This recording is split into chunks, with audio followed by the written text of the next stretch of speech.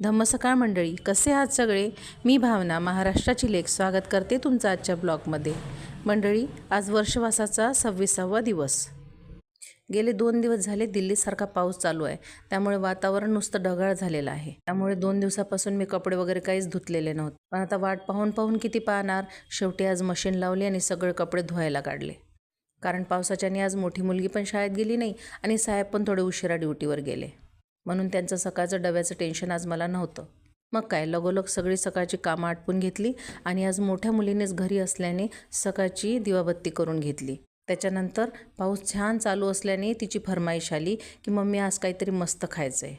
मग मस्त खायचं तरी काय, आम्ही बनवला वडापाव. कारण मंडळी माहीत आहे का, महाराष्ट्राची ही डिश वडापाव फेमस आहे, तुम्हाला माहीतच आहे. आणि दिल्लीमध्ये सहसाही कुठे मिळत नाही. पर्टिक्युलर असे काही रेस्टॉरंट्स वगैरे आहेत की तिथे ही डिश मिळते. पण आम्ही छान घरीच बेत रचला. तिघीच मायलेकी घरी होतो म्हणून मस्त वडापाव बनवले आणि तिघी मायलेकींनी त्यांचा आस्वाद घेतला.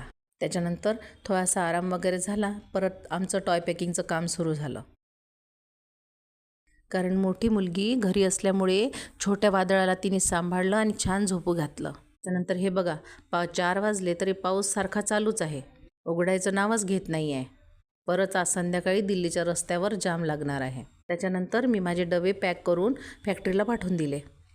मग चहा वगैरे घेतला, लड्डूनी दूध बिस्किट खाल्लं आणि संध्याकाळचं थोडंफार काम करून आम्ही केली संध्याकाळची दिवाबत्ती पूजा. आणि त्यानंतर ग्रंथाचं पाठन करायला सुरुवात केली. मंडळी, आज ग्रंथामध्ये तथागतांनी त्या 5 लोकांना प्रथम त्रिसरण, नंतर पंचशील आणि नंतर आर्य अष्टांगिक मार्ग समजावून सांगितले. आणि हे सगळे मी तुम्हाला आधीच्या ब्लॉगमध्ये आधीच सांगितलेले आहे की त्रिसरण म्हणजे काय, पंचशील म्हणजे काय, आर्य अष्टांगिक मार्ग म्हणजे काय. कारण मी स्वतः बौद्ध धर्मात वाढलेली आहे, त्यामुळे ह्या गोष्टी लहानपणापासूनच मला समजावल्या गेल्या होत्या. पण ग्रंथाच्या पठणानुसार आज त्या गोष्टी समोर आल्या. माझ्या मुलीला ह्या गोष्टी पुन्हा रिपीट झाल्या आज. कारण तिला मी याबद्दल आधी सांगितलं होतं, पण आज ग्रंथ वाचन करता करता तिला ह्या गोष्टी मी पुन्हा नव्याने समजावून सांगितल्या.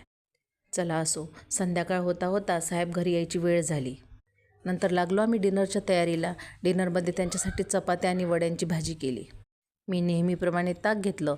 मुलींनी आणि साहेबांनी जेवण वगैरे केलं. संध्याकाळची सगळी आवराआवर केली आणि नंतर लड्डूसोबत मस्ती करून गेलो झोपायला. असा संपला आमचा दिवस. चला भेटू पुढच्या ब्लॉगमध्ये. तोपर्यंत सगळे आपली काळजी घ्या आणि लाईक आणि सबस्क्राईब शेअर करायला विसरू नका. Bye bye, good night.